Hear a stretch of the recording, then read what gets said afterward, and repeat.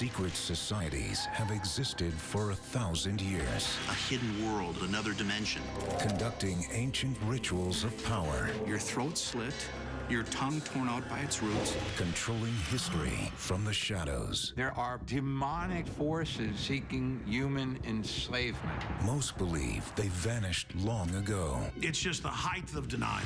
But do they still exist in our own time? Boom, he's the president of the United States. In rituals never before seen on television. The secrets of secret societies are about to be revealed.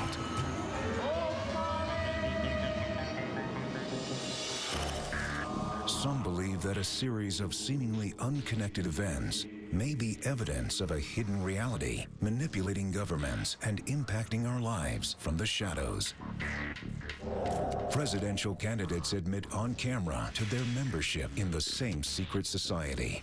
It's so secret we can't talk about it. An American presidential candidate mysteriously disappears from the campaign trail. Millions of Americans meet in secret every week, performing rituals. There are true believers who say they have proof of secret society activity in our own era. Skeptics who dismiss such proof as extremism. And insiders who claim to be members of today's secret societies. Where does the truth lie? We're taking our destiny back! You're not our gods or our masters! Alex Jones is a popular radio personality and rogue journalist whose belief in the power of secret societies is often labeled as extreme. Secret societies have always existed, and they're more powerful than ever. Nothing impacts your life every day more than these secret power structures. Mitch Horowitz is a historian who rejects the idea that secret societies have any power today. People are right to be concerned today over an absence or a lack of accountability within our government, but they are not going to fix that lack of accountability by looking to organizations like Freemasonry. If a person is really interested in seeking truth, there are many other places to look. Arthur Goldwag is a journalist who writes frequently about conspiracy theories. To the conspiracist way of thinking, if an airplane flies into the World Trade Center, clearly somebody either made it happen or let it happen, because that would be an accident of far too great a magnitude. There are no accidents. Amy Hanlon knows the truth firsthand. She works in state government and writes about government corruption. There are conspiracies. That's called corruption. But that's different from the notion of a group of powerful individuals sitting in hidden rooms pushing buttons. That simply doesn't happen. Yet for true believer Alex Jones, this secret power is a proven fact. We know that there are powerful interests that meet behind closed doors. We know that there are powerful cartels and combines, and they are very hard to deal with, especially when you can't even convince the population that they exist. Is it possible that they are still active in our society today? James Wasserman is a veteran leader of one of the most controversial and mysterious of all purported secret societies, the Ordo Templi Orientis, an offshoot of Freemasonry. I've been a member of Ordo Templi Orientis, OTO, for 36 years. Wasserman says the OTO and all secret societies share one thing in common. They keep their activities hidden from the general public. Secret societies are ultimately about information. Secrecy is a way of discerning whether someone can be trusted or not trusted. It is a way of discerning who is who. Jones says no matter what the reason, societies that keep secrets are inherently dangerous. Anything that's secretive, anything that's fraternal, can easily be turned into a gang or into a mafia. Power tends to combine together with other people that are powerful, and powerful people and institutions tend to try to keep secrets because knowledge is power. While Horowitz is skeptical about the importance of secret societies today, He says there is no doubt they existed in the past. The first secret societies may have been the priesthoods of ancient religions. There was initiation, there was rank, there were certain purification ceremonies, rites, rituals. So secrecy, as it was practiced in the ancient world, had a sacred component to it. It was part of religious life. 1,000 years later, a new kind of secret society emerged, a Christian order with a name that would become the stuff of legend, the Knights Templar.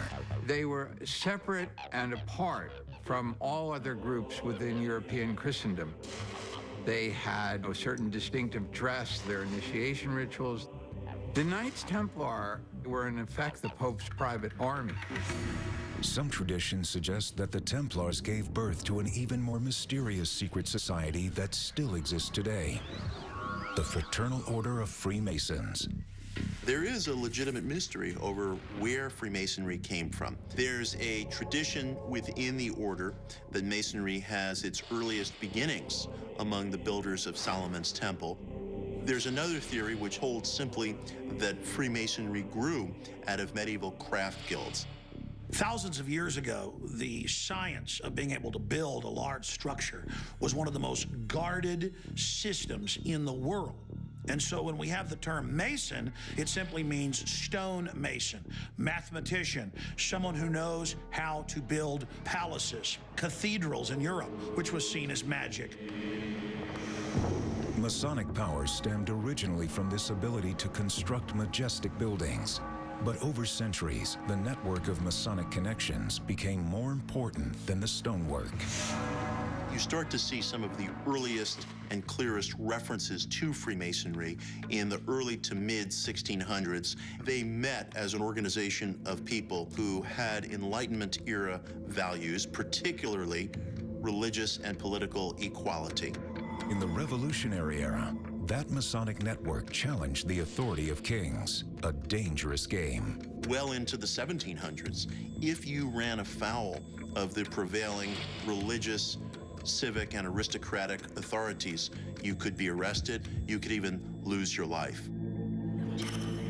Secret societies of the Revolutionary era borrowed rituals from the ancient pagan world. They wanted to conjure spirits. They wanted to prophesize by the stars. They wanted to mine the secrets of alchemy. But more than that, they also wanted to try to recreate some of the vanished temple orders that had given rise to these practices. Secret societies and their rituals have continued in this country into our own era. More than a dozen presidents have been Freemasons, from Andrew Jackson to Gerald Ford. When you go to Washington, D.C., you see the monuments, you see the grandeur, you see the American flag.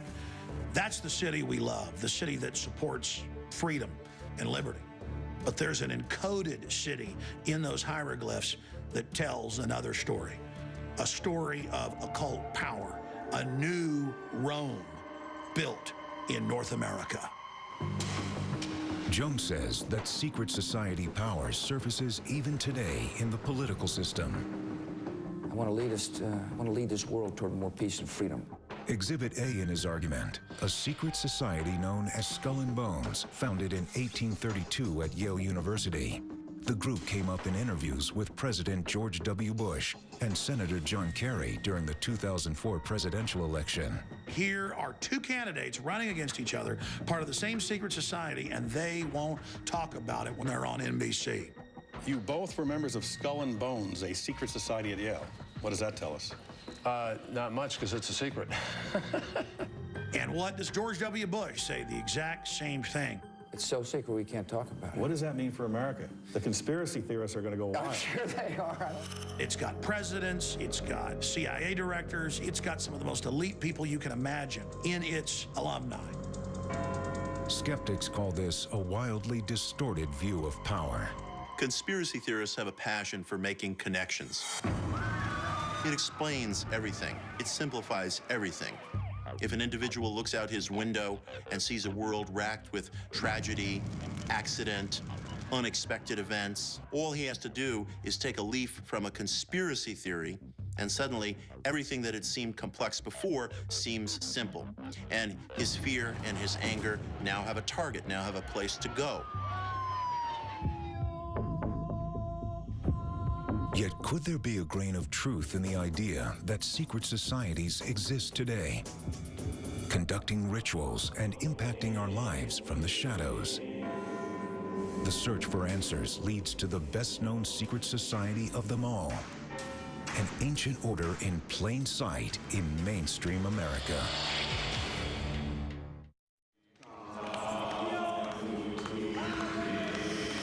Do secret societies exist in America today? There is at least one. Its members can be found on any American main street. They are known as Freemasons. The core of Masonry really is to help good men become better. We work on the man's relationship to his family and to society and to his spiritual being. Oh, geez, now we're in trouble. Thanks for coming out, John. Kirk Watley is a master Mason in Amherst, Massachusetts. As a Mason, we have responsibilities to give back to society and to improve ourselves. On a Saturday morning in Amherst, the members of the lodge are holding a pancake fundraiser to buy healthy snacks for kids in local schools. Masons around the country raise an estimated $2 million a day in charity. What we do is we adopt local school systems, so the money we raise here stays local and goes to local kids in need. Watley's Pacific Lodge has roughly 150 members, a tiny fraction of the estimated 2 million Masons all over the United States. To become a Mason, the man must be 18 years old or older, be well recommended by someone who's already a Mason. He must also believe in God. Christian, Jewish, Muslim, Hindu, it doesn't matter.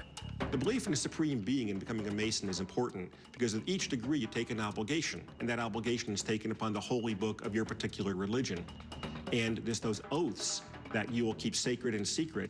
If you do not believe in a supreme being, then those oaths and obligations that you take are functionally meaningless. Masons rise in ranks known as degrees. For most Masons, the highest degree possible is the 32nd. There is one rank above that, which is 33rd degree, which is a rank of privilege. And at that point, you're supposed to be somebody who has a really firm command of Masonic tradition, rites, and rituals. No matter where they are, Masons seek each other out and help each other out. When I travel, I have my Masonic Lodge pin on my lapel or on my identification badge, and I've met Masons from all over the world. Historians say Masonic connections and principles played a decisive role in the founding of the United States. Some of our very best civic values, religious liberty in particular, owe a certain debt to Freemasonic influence in the colonial age of this country. James Wasserman owes his own debt. His secret society, the Ordo Templi Orientis, has deep roots in Freemasonry. He says in Washington, D.C., the positive contributions of this ancient order are written in stone.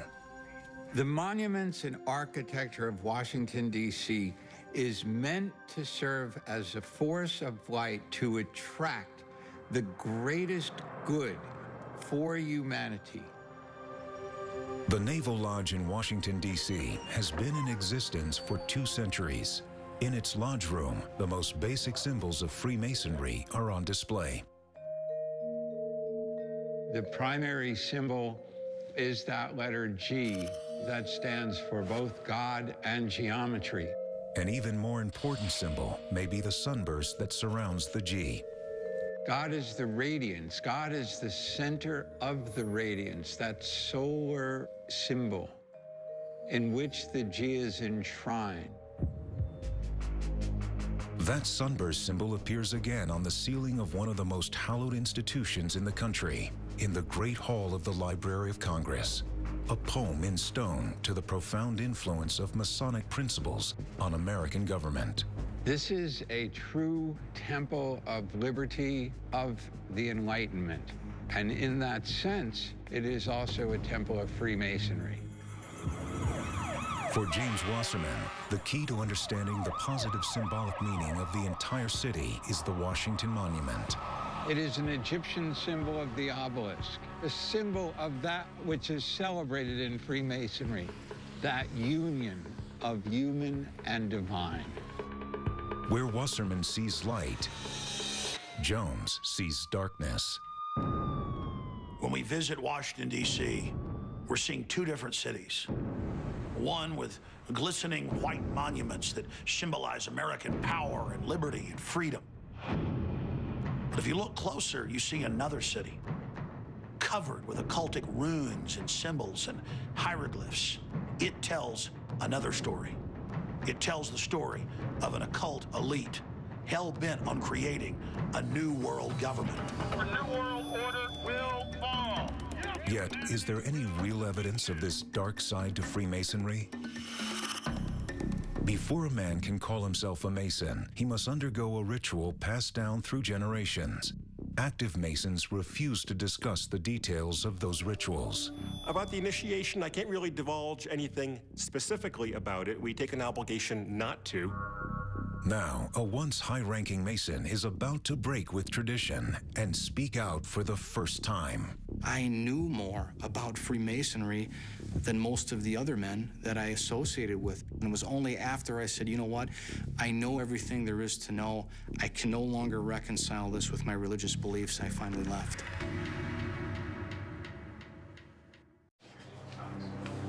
Most Americans who know anything about Masons see them as an all-American institution. Their buildings almost as familiar as churches. Their central symbol, the compass and square, in plain view. We're kind of a fraternity that has some secrets. And that kind of makes it fun. You know, I mean, we're not a secret society. Here we are. Yet, is there a darker side to Masonry? No one knows better than John Salsa, a rare high-ranking insider willing to speak out about his experience inside a secret society. He was a 32nd degree Mason. I was an expert in Masonic ritual. I handled all of the ritual. I taught the other Masons how to do their job. My brother. A devout Catholic, Salza left Masonry because he says it conflicted with his Catholic faith. In speaking openly about his experience, he is violating one of the most sacred oaths of the order, a self-curse.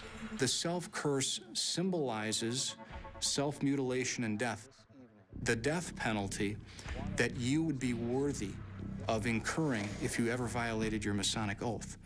And in the entered apprentice degree, you swear that you would rather have your throat slit, your tongue torn out by its roots, and buried in the rough sands of the sea at low water mark, where the tide ebbs and flows twice in 24 hours. If anyone understands the risk in coming forward, this man does. Any Mason who swears to keep these things secret and leaves, I believe, will necessarily have some reservations. Number one, have I broken an oath that I'm bound to? And number two, will there be repercussions? Physical repercussions, in fact. Who was slain just before the completion of King Solomon's temple. Salza became a Mason right out of law school. Friends who were Masons told him Masonic contacts would help his legal practice. There were many attorneys, judges, bankers who were members of the lodge, and me as a young lawyer who was looking to start my career, this would be very beneficial to me. On a given day, he is summoned to the lodge. They take you into a small room, and they tell you to strip down. This is where you get a little bit nervous. Salza tells himself it's just fraternity monkey business, but his anxiety increases as the ritual continues. They asked me to take off my crucifix and my wedding ring. If this is an organization that claims to be encouraging a man to practice his own faith and live this good life as husband and father, why are they asking me to take off my crucifix, a reminder of my faith, and my wedding ring? A blindfold is placed on your eyes. You're in complete darkness. Masonry teaches that a blindfold represents your spiritual darkness. A noose is placed around your neck, and Masonry will explain that that cable tow around your neck represents your tie to the profane world. No moment in Masonic ritual may be more frightening than what happens next to John Salza. Actual physical threat. The ritual says, Mr. Salza, You are received on the instrument of torture, piercing your naked left flesh. So should the recollection of it be to your conscience, should you ever presume to reveal the secrets of Freemasonry. James Wasserman says these ominous details make a serious point to the candidates. They are faced with situations of danger, a kind of psychological manipulation in which they're shown their vulnerability. This sets the tone right away. Your first encounter in the lodge room is being stuck with a knife or a compass, and it's to warn you that your conscience should feel the same torture should you ever reveal the secrets that you're about to learn. Like all Masons, despite his reservations, Salza swears the oath of secrecy. You say, I hereby solemnly and sincerely promise and swear effectively to give your entire life to Freemasonry, never to reveal the secrets, to live by Masonic principles, to give preferential treatment to brother Masons. The self-curse seals that oath. A new Mason is born. Well, this is what is happening. A man is at an altar, symbolically offering his blood at that altar, which then seals the covenant that he is now bound. Salza says it's not just about exotic ritual, it's about power. 14 American presidents have been Masons, 5 in the last century alone. President Truman is quoted as saying that the biggest honor that he had was to be a master of his Masonic lodge and not the President of the United States. He says these Masonic connections directly impacted the lives of all Americans. Uphold the doctrine that all men are equal in the sight of God. The historical record shows that President Roosevelt, he was a high-ranking 33rd degree Mason. He appointed 9 Supreme Court justices. At least 6 were formal Masons. President Truman, who followed him, he was another high-ranking 33rd degree Mason. Truman also appointed 4 justices, all of whom were Freemasons. And Eisenhower, who followed him, appointed 3 more justices, both of whom were Masons. From 1941 to 71, the Supreme Court was dominated by Freemasons that eliminated prayer in schools. It was a Masonic Supreme Court that eliminated the 10 Commandments, eliminated Bible reading, that prohibited federal funding of parochial schools. The only thing we have to fear is fear itself. He says Masonic intentions go much further. When I took the 32nd degree of Freemasonry, it says that Freemasonry's goal and aim is to rule the world. That is what the ritual itself says. Freemasons scoff at that notion. The Masons are not out there for one world order. What we're out there to do is to provide relief and to distressed brothers, widows, and to society at large, and to improve ourselves. We've got too many projects to work on to take on something that big. Is there another secret society today that impacts the lives of millions? Some believe there is. We do not belong to you. We are not your slaves. An international organization known for half a century as the Bilderberg Group.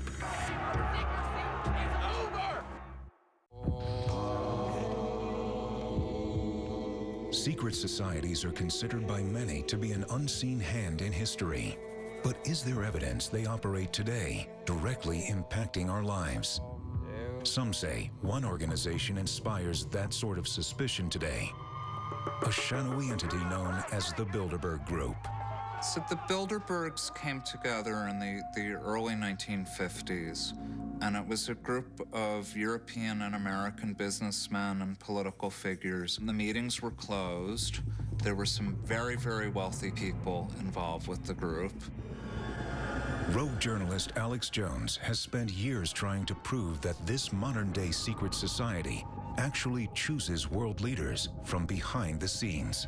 These powerful elite are actually engaged in kingmaker activity. They're a complete disgrace to England. Tony Blair comes from nowhere to become the Prime Minister of England a year and a half after he's invited to Bilderberg to be vetted. Well, the truth is, this country is in trouble. Bill Clinton, little-known governor from Arkansas. 1 year after he's at Bilderberg, boom, he's the president of the United States. The American people have voted and that story replicates itself over and over and over again. His views are widely dismissed by the mainstream media, but he reports the truth as he sees it to millions on radio and in documentaries. We're driving to the Westfield's Marriott. Tomorrow, the hotel's closed throughout the week into the weekend for the Bilderberg Group meeting. In 2008, I traveled to Chantilly, Virginia to cover the annual Bilderberg meeting. Barack Obama and Hillary Clinton are also in Virginia in their final stages of the contest to win the Democratic nomination when something unexpected happens. I saw news reports of, no one knows where Obama is. No one knows where he's gone. He's disappeared. Obama campaign press secretary Robert Gibbs releases a statement. Senator Obama's not going to be in Washington for a little bit, and our schedule was running a little bit ahead of time, so we had some time for meetings that he wanted to do. Gibbs admits to the press, I made the decision to lock you up on here and fly you to Chicago. It wasn't an attempt to deceive in any way. It's just private meetings. They literally shanghaied over 100 members of the press, telling them that Obama would be on a plane and lock the door. Alex Jones claims to witness what happens next at the 51st annual gathering of the Bilderberg Group. There's Secret Service driving in with machine guns, red and blue flashing lights. I mean, this is wild. Barack Obama was there. Hillary Clinton was there. The news is reporting, where's Obama, where's Hillary? Today, as I suspend my campaign, I congratulate him. And we're told in less than 12 hours that Hillary is going to now take a back seat. And to help elect Barack Obama, the next president of the United States. Jones calls this meeting nothing less than a coronation. This isn't just like the president slipping off to go to a meeting with donors. This is world leaders meeting, setting policy behind closed doors. Representatives of the Bilderberg Group deny that it is involved in king-making activity, but admit that its meetings have indirectly influenced world events. You don't have to take the conspiratorial point of view to understand why an up-and-coming politician would go out of his way to meet with very powerful people. You don't have to be a conspiracist to find it a little bit creepy that these people meet in secret. James Wasserman says the group has all the earmarks of a secret society, but one. I would consider the Bilderberg Group to be a secret society. However, they are not burning candles, lighting incense, walking around in geometrical constructs like magical circles. I've never seen or heard anything that speaks to the existence of rituals within the Bilderberg Group. I think it's complete fantasy. Yet, if not at Bilderberg, is it still possible that today's most powerful people do engage in ceremonial rituals of power? A decade ago, Alex Jones set out to answer that very question. The place, a 2,700-acre private compound in Northern California, known as Bohemian Grove. I'll be safe. Don't worry about it, Jones. Come on. Be careful. We decided the best tactic would be to insert ourselves about a half mile from the main entrance into the heavily wooded area. The Bohemian Club was founded in 1872 by wealthy California businessmen. There are no formal links between this society and the Bilderberg Group, but certain names suggest a common thread. The names of powerful men who are believed to have attended both. Gerald Ford, Henry Kissinger, Donald Rumsfeld, Colin Powell, David Rockefeller. Well, we're inside the Bohemian Grove. We're in the parking lot. Jones says his cameras witnessed firsthand an event that can only be described as a ritual of power. When I snuck into Bohemian Grove back in 2000, where presidents and prime ministers the world over ago, it was reported that at dusk on July 15th every year, they had this big stone idol. They did a mock sacrifice of a child to it. And I was thinking, this isn't true. I'm going to prove to everybody this isn't happening.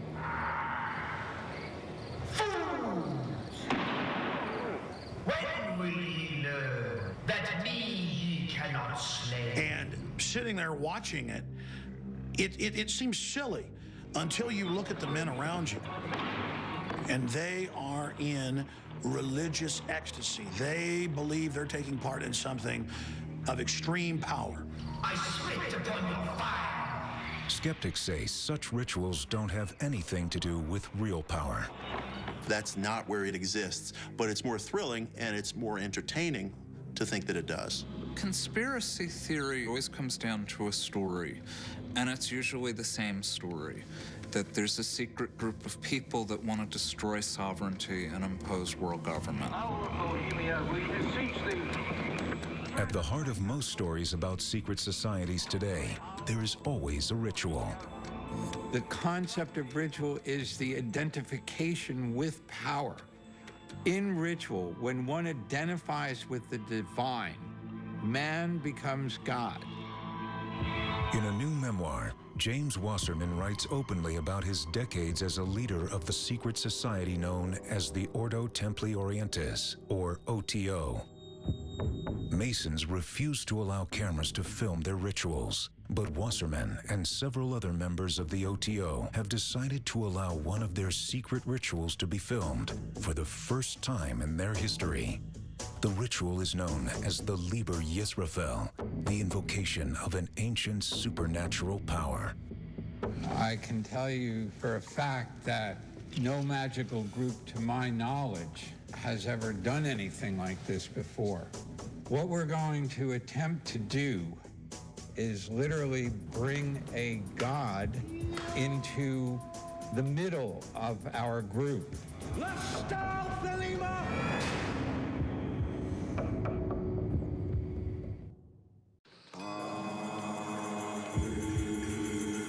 The 100-year-old order known as the Ordo Templi Orientis is about to perform an authentic ritual of power, proof that secret societies and their ceremonies aren't just a thing of the past. The ritual is known as the Liber Yisrafel, and until now, it has never been seen by outsiders. What I'm attempting to do is to lose my consciousness and turn it over to a higher force that I believe in. I also believe that if I violate his rules, the consequences would be unimaginable. Rituals are seen by many as the key to understanding the true nature of secret societies today. To some, the goals of those rituals may appear sinister, even demonic. It's the human mind trying to experience and imagine what else is out there and to break through to the other side. That's what these occult groups are doing. And it's the raw seeking of power. Wasserman says the OTO and its ritual are a force for good. If someone interprets this ritual to be an example of an invocation of a dark force, they are simply mistaken. This is an invocation of the light.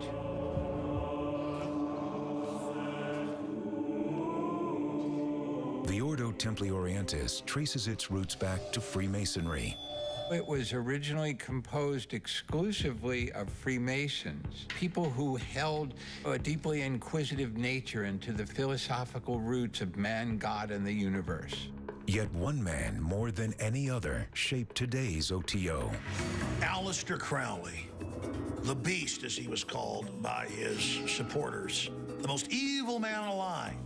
There was no one else quite like him in modern life. He was a brilliant artist, intellect, and seeker. He would engage in everything from revivals of rituals that occurred in old temple orders to new forms of what was sometimes called sex magic, in which the sexual act, the act of climax, was itself used as a kind of magical ceremony to enhance the individual's will and power. The OTO's belief system centers on one controversial sentence. Do what thou wilt shall be the whole of the law. Aleister Crowley called this the most sublimely austere ethical precept ever uttered to human beings. We are stars with an orbit unique to ourselves. What did he say? Do as thou wilt is the whole law. Do whatever you want. Okay, do whatever you want to anybody around you because you're going to get power out of it. It's going to be great. No, actually what you get is the end of civilization. Daniel Panetta is a member of the OTO who will take part in the ritual. Do what thou wilt shall be the whole of the law is really an instruction to find who you really are, find out your true purpose, and then to do that purpose. The moment has come.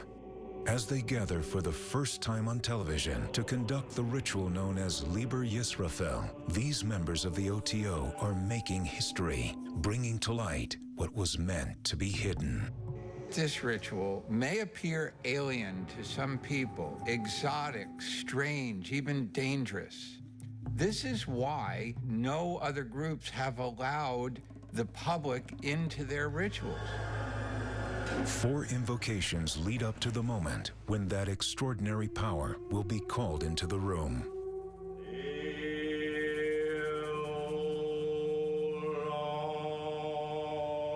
First, the lesser banishing ritual of the pentagram.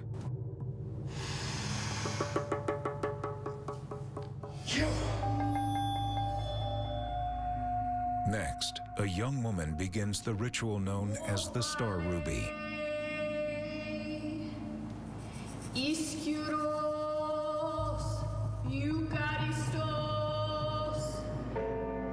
Now, the breathing exercises that pave the way for the appearance of the God of Power.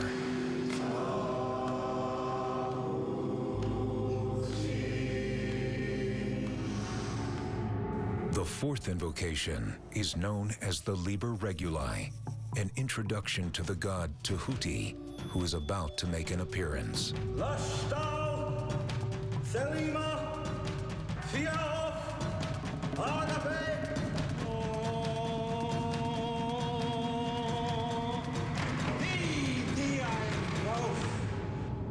Now, that power is about to descend.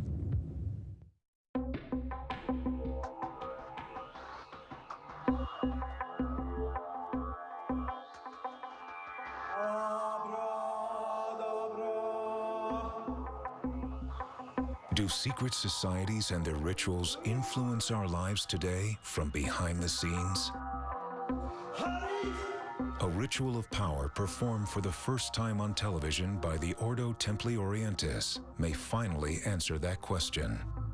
The initial point of power in the ritual is the identification of human with divine. It's the identification of temporal consciousness with eternal consciousness.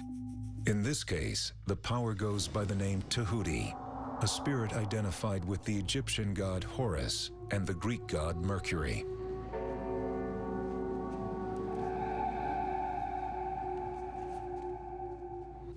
I invoke Tahuti, the Lord of wisdom and of utterance. When I invoke Tahuti, I am invoking the power of speaking truth. Thou who bearest in thy left hand the rose and cross of life and light, thee I invoke. I am invoking these things to the end of bringing forth the healing and liberation of the human spirit. Come thou forth, I say, come thou forth, and make all spirits subject unto me. In the final moments of the ritual, a second figure appears, this time a woman. I make open the gates of bliss. I descend from the palace of the stars. I greet you. I embrace you, O children of earth that are gathered together in the hall of darkness. One final line sums up the belief at the heart of this secret ritual. Do what thou wilt shall be the whole of the law. There is no law beyond do what thou wilt. Thousands of years ago, ancient priesthoods met in secret to summon power into their midst through ritual. Through the centuries, those rituals survived to form the heart of secret societies that still exist in our own time. Yet what is the true nature of that power? Alex Jones believes he knows. Some will say, hey, it's just New Age, it's goofy, people are having fun. It's just the height of denial. Let the silence of darkness be broken. Let it return unto the silence of light. If you want to understand the darker aspects of secret societies, all you need to do is look in the mirror in the darker aspects of all of us individually. There's always an element in society who is attracted to power so that they can build the world in the image that is attractive to them. There are evil magicians invoking evil forces. That's a truth. Our rituals, on the other hand, are designed to invoke forces of illumination, forces of light. There is a power in this ritual that is capable of changing the world for the better. For Jones, all secret power today remains a threat. Two worlds, one hidden, one public. The mass of the public asleep, unaware. That's why the elite seeks to keep the general population in the dark. Because when you've got the light, you're in charge. Skeptics insist that's an extreme distortion of how power really works. That's a fantasy. No one need worry that the majority of decisions are being made by corrupt people solely to wreak havoc on our system. Extreme ideas about power may have their own dark side.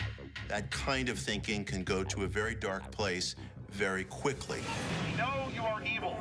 And it creates an us versus them mentality.